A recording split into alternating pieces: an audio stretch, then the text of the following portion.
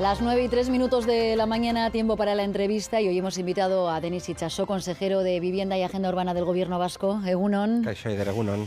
Muy pendientes también de la afectación que pueda tener esta guerra que estamos comentando casi a minuto en la vivienda, ¿no? Efectivamente, porque ya vivimos durante la guerra de Ucrania, que en fin, todavía no ha terminado, ¿no? Pero un encarecimiento de los costes de construcción, y de hecho ha sido uno de los elementos que hemos debatido en Consejo de Gobierno, pues con el consejero Mikel Jáuregui, que está coordinando un poco todo esto desde Industria, que sean conscientes o que nos ayuden un poco a monitorizar, porque solo nos falta eso, ¿verdad? El problema que tenemos en Euskadi con el suelo, con la vivienda, al que le estamos dando pues otro ritmo y otra velocidad con muchas medidas, pero claro, hay que estar muy atentos a los costes de construcción para que nuestras licitaciones públicas en fin, pues estén adaptadas a esos nuevos precios, ¿no? Claro, y que los costes energéticos de transporte no frenen de repente a las promotoras, ¿no? Por ejemplo, y el ritmo de la construcción, en fin, la construcción tiene también además otros muchos problemas, falta de mano de obra, estamos en pleno proceso de industrialización de la construcción, todo este tipo de conflictos suelen ser perniciosos y siempre representan obstáculos y frenos a cualquier proceso de transformación que cuando hay momentos de paz y de tranquilidad se llevan a cabo con mucha mayor orden, ¿no? Y nos preocupa, pero en fin, pues una más para el caldero de todos estos ingredientes complejos que tenemos que afrontar, ¿no? En materia de vivienda. Sí, como decía, solo nos faltaba esto, ¿no? Porque la demanda de vivienda, desde luego, sigue creciendo y los datos esta misma semana así lo atestiguan. Etxebide ha registrado más de 104.000 demandantes. ¿Cómo de lejos está la oferta actual para satisfacer esta demanda? Está lejos la oferta, ese es el problema, el tensionamiento que tenemos en Euskadi es que hay una enorme demanda para una escasa oferta y nosotros como gobierno jamás hemos puesto paños calientes a esta situación. Todas las medidas que hemos adoptado han sido coherentes con ese diagnóstico de emergencia habitacional. En estos momentos en Euskadi tenemos en obra 1.679 viviendas. Tenemos pendientes de iniciar otras 713, de manera que vamos a estar en casi 2.400 viviendas en obra durante este año, con nombres y apellidos. Hace poco con el Endacari iniciamos 190 viviendas en Tolosa, pero estamos hablando de Zorrotzaurre, que hoy mismo con la alcaldesa en funciones vamos a poner la primera piedra. En Vitoria, Salburú ha empezado el 2 de marzo, en Llodio van a empezar 93, en Ciudad Jardín, San Sebastián vamos a empezar 98, en Abanto Ciervana, en Ochandio, es decir, vamos poco a poco. Lo que pasa es que queremos dar un salto de escala. Queremos dar un salto de escala, quiere decir pasar ya a otra liga. Y para pasar a otra liga estamos profundizando, después de la Ley de Medidas Urgentes que hemos aprobado recientemente en el Parlamento, que permite otro tratamiento al suelo, dotarnos de suelo de manera automática para poder contar con ese bien necesario para construir y poder tramitarlo a otro ritmo. Ahora estamos en la financiación, en un modelo de financiación europeo, público-privado, apalancando inversiones y capitales privados con aportación pública que nos permita tener pues aproximadamente unos 2.000 millones de euros para poder construir, como digo, a otra escala. ¿Por qué? Porque efectivamente estamos muy lejos de poder ofrecer vivienda protegida en el nivel que permita amortiguar e impactar en el precio de la vivienda libre. Cuando se habla de la intervención, y más de uno le tiene miedo a ese concepto, se olvida que el mercado de la vivienda está intervenido y atravesado de muchas maneras. Leyes como de arrendamientos urbanos, de propiedad horizontal, las hipotecas, normas fiscales, financiación. Bueno, lo que nosotros estamos planteando es que una de las cosas que más impacta es poder introducir en el mercado de la vivienda o en el parque de vivienda un número relevante de vivienda protegida. Eso siempre ha sido así y queremos volver a las épocas en las que más vivienda protegida se hacía. Por eso necesitamos más financiación, ahora que ya disponemos de un marco regulatorio para el suelo pues mucho más flexible para los ayuntamientos. Y si nos fijamos en los demandantes de VPO, se observa un incremento importante en los demandantes en régimen de alquiler. Claro. ¿Ha habido ya un cambio de mentalidad, de modelo? ¿Es la necesidad no poder adquirir una vivienda en propiedad? Hay un poco de todo. No creo que todo sea un cambio de mentalidad, que no vendría mal, porque yo creo que Euskadi partía de una base muy baja de vivienda en alquiler. Somos un país de propietarios, las cosas como son, y de hecho parte de nuestra mentalidad obedece a ese sentido de la propiedad y a ese valor que le damos a la vivienda en propiedad, porque además de un lugar para vivir, pues lo consideramos también un bien financiero, ¿no? Pero se está produciendo ese cambio, bien sea por cambio de mentalidad, porque los jóvenes también vienen con otra mentalidad, o bien sea, y sobre todo, por necesidad. ¿Por qué? Porque el gobierno vasco todo lo que promueve es en alquiler, y lo hace porque considera que es mucho más equitativo y porque permite recrecer una gran infraestructura social para el país, que es el parque de vivienda protegida, que en cada momento de la historia sirva a aquellos que más lo necesiten. Y eso se hace con el alquiler, renovando cada 5 años y mirando cuáles son las rentas de los inquilinos, para que, si afortunadamente esos inquilinos han superado los umbrales y han podido prosperar en la sociedad, en sus carreras profesionales, pues dejen paso a otros, ¿no?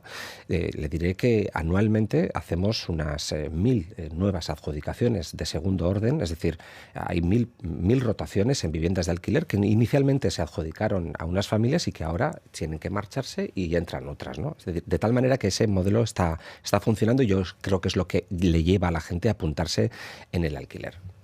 Y en lo que se refiere a la contención de los precios, la declaración de zonas tensionadas está funcionando. Bueno, yo insisto en que a veces llevamos un año prácticamente, ¿no? Fundamentalmente con localidades guipuzcoanas.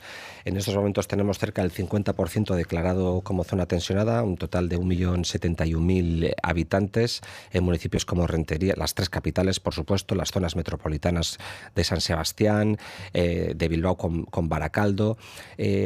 Tenemos pendientes de publicar ya el 3 a finales de abril en el BOE, se incorporarán Zestoa, Arrasate y Pasaia, y estamos tramitando 10 nuevas localidades, que son Basauri, Sopela, Bergara, Urduliz, Gorliz, Deba, Oiartzun, Oñati, Bermeo y Orio. Con esto nos podríamos poner a mitad de año en el 56,4% de la población. Y la buena noticia es que, del mismo modo que ya contamos con un índice de precios de referencia para Guipúzcoa, vamos a contar también con el de Vizcaya y con el de Álava a primeros de mayo. Los datos de las diputaciones forales de Vizcaya y Álava han sido remitidos recientemente, la pasada semana, al Ministerio, y en conversaciones con el propio Ministerio nos han confirmado que ese índice estará publicado a primeros de mayo. Quizá incluso antes, pero no nos vamos a pillar los dedos, vamos a decir primeros de mayo. Y eso es importante para estas localidades que yo he mencionado, además de Bilbao, Baracaldo y Galdacao. De Vizcaya quiero decir, como son Basauri, Sopela, Urduliz, Gorliz y Bermeo, que se van a incorporar y que lo van a hacer ya prácticamente con un índice de precios que ayudará a bajar, porque el índice IRAP, que es el que se aplica de manera ordinaria a todos los contratos y que ha sustituido al IPC, lo que contribuye es a mitigar, a amortiguar, a moderar los crecimientos, pero el índice de precios claramente tira hacia abajo, y es lo que ha permitido que en Cataluña pues la rebaja de los precios inicialmente haya sido de más del 5%, ¿no? Bueno, vamos a ver si empieza a funcionar. Lo que vemos es que el mercado del alquiler sigue creciendo. Es verdad que cada vez crece menos porque cada vez tenemos menos viviendas deshabitadas. También le digo, cada vivienda deshabitada es un fracaso para el conjunto de la sociedad, y por tanto seguimos trabajando con nuevos mecanismos para darle seguridad a los propietarios. Ese es un elemento importante. Que los propietarios se sientan seguros, tengan certidumbre y sepan que con el gobierno vasco de intermediario, bien con un seguro o bien haciéndose cargo directamente de su alquiler con el programa Bizigune, le va a dar seguridad, ¿no? Y bueno, digamos que esta es la tarea que tenemos con los ayuntamientos. Lo interesante de todo este sistema es que lo estamos haciendo de manera acordada con cada uno de estos alcaldes y alcaldesas. Ellos nos dicen qué planes tienen, nosotros nos ponemos a trabajar en los suelos que nos ceden, y es así que estamos dando este incremento de obras por parte de Visesa, la promotora pública del gobierno vasco, que nos está permitiendo, salvo alguna excepción, pues incrementar mucho las obras en las diferentes localidades, ¿no? Fíjese que nos están llegando mensajes de oyentes al 688-840-840 de los que se deduce que la información no termina de llegar, o a veces la gente no se aclara. Nos preguntan, por ejemplo, dónde pueden consultar las próximas promociones de vivienda. Otra oyente que nos habla del caso de su hijo, que está esperando a independizarse, dice apuntado en 2 promociones de pisos de alquiler social en Algorta. Dice que se sorteaban en febrero, pero que todavía no saben nada, que no encuentran la información, que no les ha llegado nada. Salvo que sean iniciativas privadas, en Euskadi no se sortea nada, ¿eh? En Euskadi hace ya mucho tiempo, desde la Ley de Vivienda de 2015, se barema a los demandantes y en función de sus necesidades se les va asignando. No es un proceso largo, y de hecho estoy tratando de hacer una reforma en la orden de Etxebide para tratar de aligerar los procesos de adjudicación de las viviendas, porque es verdad que hay que asegurar y hay que garantizar una serie de procedimientos. Se suelen producir normalmente, cuando se produce una primera lista de adjudicatarios, recursos, y eso obliga a analizar, a revisar periodos de exposición pública y finalmente se hace la adjudicación definitiva. Tuvimos ocasión con el Endacari de visitar, me imagino que se refiere esta mujer a alguna de las promociones de carácter público. No se van a sortear, pero yo creo que la Delegación de Vivienda de Vizcaya pues estará a punto de... o sea, los demandantes han recibido, esta mujer lo que reconoce es que su hijo ha podido apuntarse a esas promociones porque se abrió el plazo y estamos en pleno procedimiento. También le tengo que decir que Alokabide, que es la empresa que gestiona luego las viviendas, suele tardar del orden de 1 o 2 meses para hacerse con esas viviendas, ponerlas a punto y poder entregar las llaves en unas condiciones en las que bueno, pues todo esté claro y las viviendas estén perfectamente, digamos, monitorizadas, ¿no? Además están poniendo el foco en Donostia. Han anunciado la construcción de nuevos apartamentos para jóvenes y mayores en Riberas de Loyola y Morlans. ¿Para cuándo estarán disponibles? ¿Para quiénes en concreto? Bueno, a ver, Donosti nos preocupa como gobierno especialmente. Nos preocupa especialmente porque, aparte de ser la ciudad con mayor tensionamiento en estos momentos, fíjese, de esas 1.679 viviendas que tenemos en obra, el 61% de ellas se están construyendo en Vitoria-Gasteiz y en Bilbao. En Vitoria-Gasteiz y en Bilbao. ¿Por qué? Porque son ayuntamientos que llevan cediendo suelos al gobierno vasco históricamente de manera continua, de manera constante. Sin embargo, las que estamos construyendo en San Sebastián no llegan al 7%, son el 6,4%, y son unas viviendas, 109 concretamente, que vamos a entregar ahora en suelos del gobierno vasco, porque hasta ahora no hemos tenido suelos cedidos por el ayuntamiento. Tengo que decir que con el anterior alcalde Eneko Goya, cuando entró este equipo al gobierno vasco, al departamento de vivienda, conseguimos grandes acuerdos. Se hicieron grandes anuncios, pactamos la zona tensionada de San Sebastián, se comprometieron a cedernos los suelos de Txomin para junto con el Estado, derribar la cárcel y completar ese barrio de Martutene. Convenimos también un proceso participativo muy intenso que ya concluyó con cerca de 1.000 aportaciones para la zona de Playa de Vías, donde están previstas unas 500 viviendas, equipamientos dotacionales para el barrio de Amara, de Aso. Y ahora en estos momentos pues estamos viviendo un frenazo pues con el cambio de alcalde. La última reunión que tuvimos la semana pasada, pues no tenemos muy claro si finalmente la cesión de los terrenos que nos comprometieron en la zona de Txomin se va a producir tal y como teníamos previsto. Tienen en su tejado una propuesta de convenio desde el 10 de diciembre, han pasado 4 meses.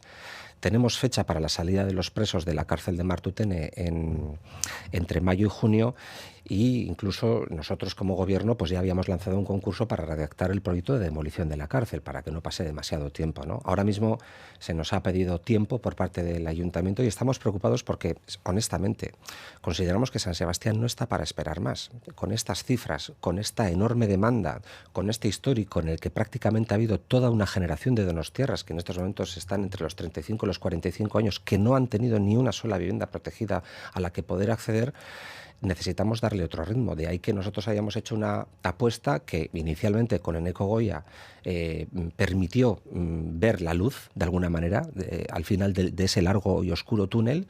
Y ahora mismo bueno, pues estamos en un stand-by del que no sabemos cuándo vamos a salir, y el ayuntamiento se está repensando un poco pues algunas de todas estas operaciones, ¿no?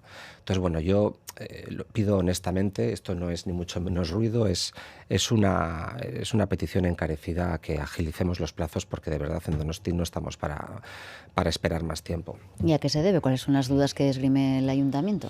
Bueno, sinceramente tampoco nos han dado una explicación. En el caso de Txomin nos han dicho que prefieren buscar otro modelo, hacer ellos la reparcelación. Eso implica que donde había una propuesta para el ayuntamiento, entiendo yo que muy ventajosa, en la que tanto el gobierno vasco como el gobierno central nos encargábamos de hacer todos los costes de urbanización, en Txomin hay que tener en cuenta que hay que derribar la cárcel, hay que hacer unos rellenos, recrecer la cota del río Urumea para que salga de la zona de inundabilidad, urbanizar y luego construir. Solo los costes de urbanización son 20 millones de euros. Y el acuerdo que yo alcancé con la ministra de Vivienda fue que nos hacíamos cargo entre el gobierno vasco y el gobierno central.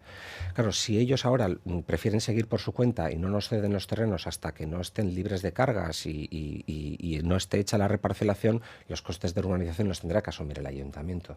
Y eso entiendo que es mucho más oneroso generoso, aparte de que nos vamos a ir a calendas grecas, es decir, nos vamos a ir, va a pasar mucho tiempo, ¿no?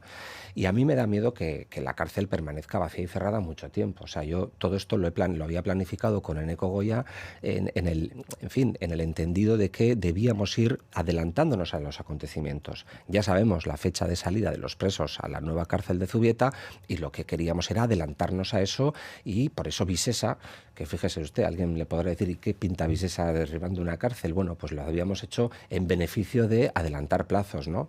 Tenemos un Consejo de Administración a finales de marzo, pero yo en estos momentos no tengo legitimación si no me ceden los suelos para poder adjudicar un contrato de redacción de proyecto de demolición, ¿no? Entonces, eso nos preocupa. Yo confío en que al final haya una reacción, porque eso es lo que en la última conversación con el alcalde pues se me prometió, pero no se termina de concretar y no se termina de responder a los convenios, que es al final lo que desencadena los actos administrativos y en lo que estamos, ¿no? Haciendo pública esta petición al alcalde Insausti puede abrir otra brecha después de lo que ocurrió con la foto que se hizo con el Lehendakari, que no le sentó bien. No, bueno, aquello está superado, lo hemos hablado, en fin, cosas que pasan en la política, pelillos a la mar, como se suele decir. Afortunadamente en Riberas de Loyola, en la reunión que tuvimos la semana pasada, sí que hubo un entendimiento con el ayuntamiento, debo decirlo. El gobierno vasco tiene claro el destino de esa parcela. Afortunadamente, pues el anteproyecto que preparó con mucho mimo y mucho cariño el Departamento de Vivienda es el que va a salir adelante, pero es verdad que hay que hacer un proceso participativo con el barrio donde puedan incorporarse otros elementos en los que el ayuntamiento tiene mucho que decir, los equipamientos de proximidad que se puedan dotar al barrio de Riberas de Loyola, que es el barrio más joven de San Sebastián, que tiene una cierta carencia que plantean los vecinos, pero el ayuntamiento es quien tiene que liderar eso, y así se lo transmitimos al alcalde, ¿no?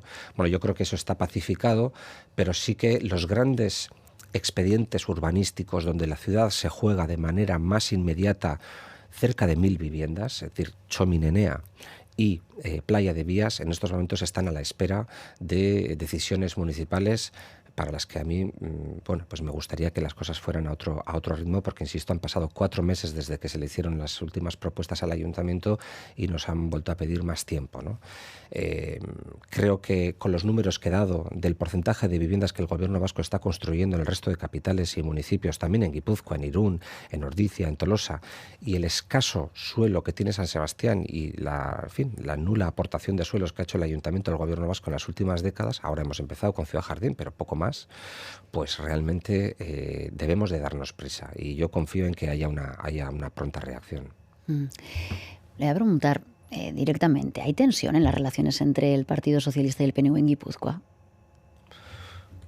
Yo no lo diría. Hay tensión. Bueno, a ver, la habitual que pueda haber en una, en una democracia y en unas relaciones políticas normalizadas. No diría que hay una especial tensión. Es verdad que ha habido cosas sobre la mesa que, al no estar pactadas en programas de gobierno, pongamos la desclasificación del puerto de Pasaia y la pérdida de interés general y, por tanto, la retirada de ese puerto como parte de la red de puertos del Estado, ¿no? Pues eso, hay discrepancia, pero, jolín, un país que está tan maduro como el nuestro, que está habituado al pluripartidismo, es decir, aquí estamos muy lejos de hegemonías políticas, donde el Partido Socialista gobierna buena parte de los municipios metropolitanos. En Irún ha solido gobernar mucho, en Pasaia, tiene fuerza en San Sebastián, Lasarte, Oria.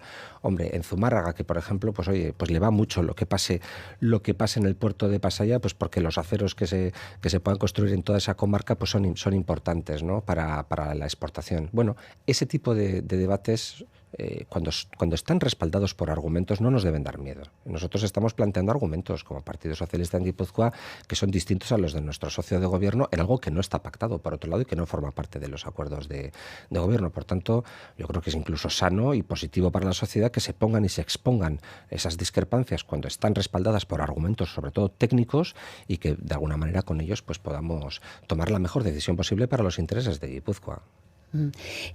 Otra cuestión política que le quería plantear, porque en las últimas horas han estado aquí en Radio Euskadi Pello Otxandiano y Aitor Esteban hablando de los avances en el nuevo estatus, y digamos que tenemos la posición de EH Bildu sobre estas conversaciones, que ya sé que son discretas entre los principales partidos, y la del PNV. Nos faltaría la del Partido Socialista. Aprovechando que está, me gustaría que escuchara lo que dijeron Otxandiano y Esteban por la mañana en Boulevard, por la noche en Gambara. Yo veo al presidente del PNV un poco ansioso con el tema. Empieza su mandato diciendo que no ve posibilidades de alcanzar un estatus político, después pone una fecha que tampoco creo que tenía sentido, después dice que ve agua, la semana siguiente que no. Hay prisa, evidentemente, y estamos trabajando contra reloj. Entonces hay que trabajar con la máxima intensidad, necesita de serenidad. ¿Serenidad, que decía él, o prisa? ¿En qué quedamos? Se tendrían que aclarar también un poquito. Yo creo que tenemos que ir paso a paso. Evidentemente, cada día que pasa es menos tiempo, pero los pasos se tienen que dar como se tienen que dar, y está claro que quién lo tiene que dar y qué estamos esperando. Vamos a ver qué es lo que ocurre. ¿Y quién lo tiene que dar? El Partido Socialista.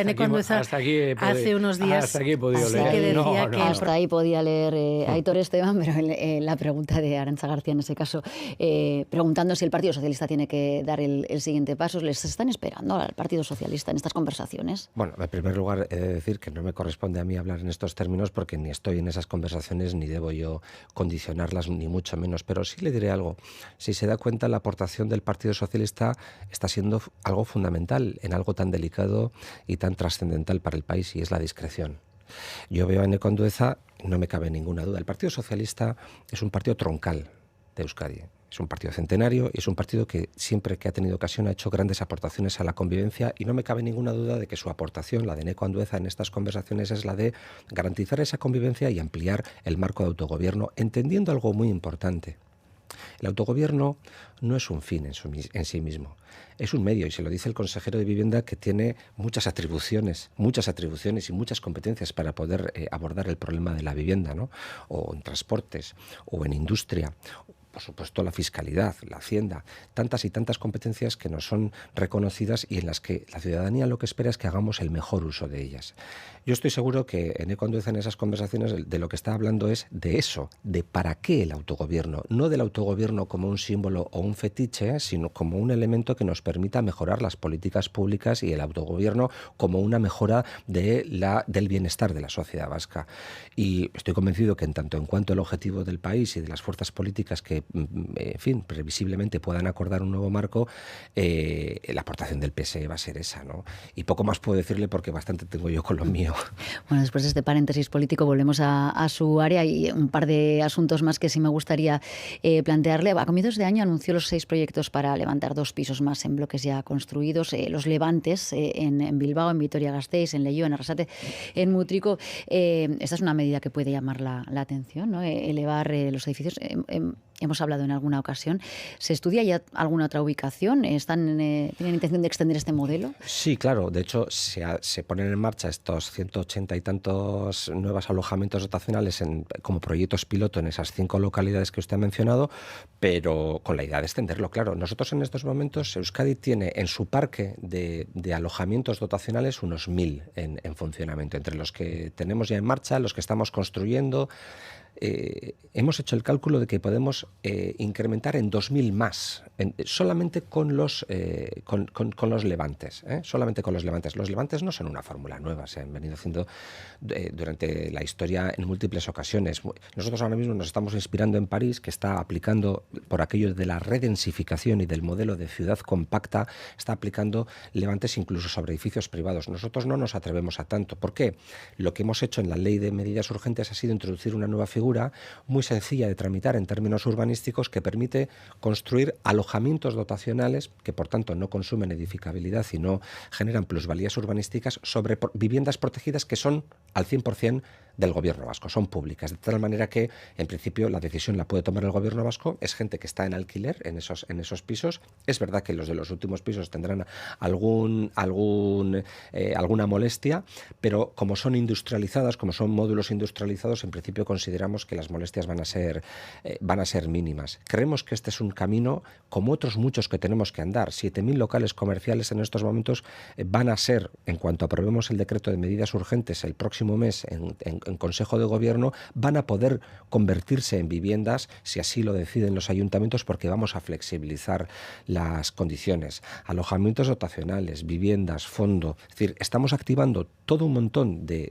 líneas de trabajo en paralelo para, como decía al inicio de la entrevista, poder dar un salto de escala, ¿no? Y ahí tan importante es la obra nueva como la redensificación de la ciudad construida.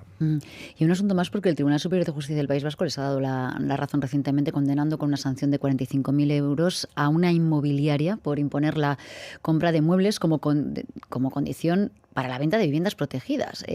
¿Detectan muchos fraudes de este tipo? Más de los que serían, digamos, deseables. Hay fraude y lo perseguimos. Hay fraude de personas que fueron adjudicatarias de una vivienda protegida en venta, que ahora la venden. Evidentemente tienen que hacerlo al precio del módulo que establece el Gobierno vasco. Nosotros somos los competentes para visar esa compraventa, y en el momento en el que tenemos el más mínimo aviso de que se puede estar produciendo un sobreprecio, es decir, que en B se está pretendiendo cobrar con la excusa de los muebles, como es el caso de esta sentencia que nos dio la razón, nosotros actuamos y decidimos comprar por el derecho de tanteo que nos asiste esa vivienda. Y le diré algo. Gracias a esta sentencia estamos recibiendo más, digamos, más pistas, por no decirlo de otra manera, más pistas sobre otro tipo de transacciones que están produciendo. Y le diré algo más. Estamos pensando en las fórmulas para hacer imposible ese tipo de cosas, porque lo que no se puede permitir, y ya tenemos bastante con un mercado inmobiliario que con la vivienda libre genera unas plusvalías y unas expectativas de ganancia inmobiliaria que hace que el precio no haga más que subir y subir y subir, solo nos falta que eso se haga con la vivienda protegida, que está llamada precisamente a lo contrario, a rebajar el precio de la vivienda libre, porque impacte de tal manera que haya tal oferta que buena parte de las clases medias puedan resolver su problema de acceso a la vivienda a través de la vivienda protegida, y la lista de espera que hay, esa ansiedad de las clases medias por comprar, no vaya a ser que siga subiendo todavía mucho más, siga recreciendo y siga incrementando de manera desorbitada los precios. No vamos a tolerar ni una, no vamos a pasar ni una. Con la vivienda protegida no se puede jugar a las plusvalías y lo vamos a perseguir. Y esa sentencia ha sido muy importante, de ahí que también la publicásemos y le diéramos el valor político que tiene, porque no vamos a permitir que se hagan ese tipo de transacciones fraudulentas. Pues Denis Itxaso, consejero de Vivienda y Agenda Urbana del Gobierno Vasco, nuestro invitado esta mañana. Eskerrik asko. Eskerrik asko zuei, egunon. Las 9:29. Suscríbete a la entrevista de Boulevard en WOW, Gure Audioa. Descarga la aplicación.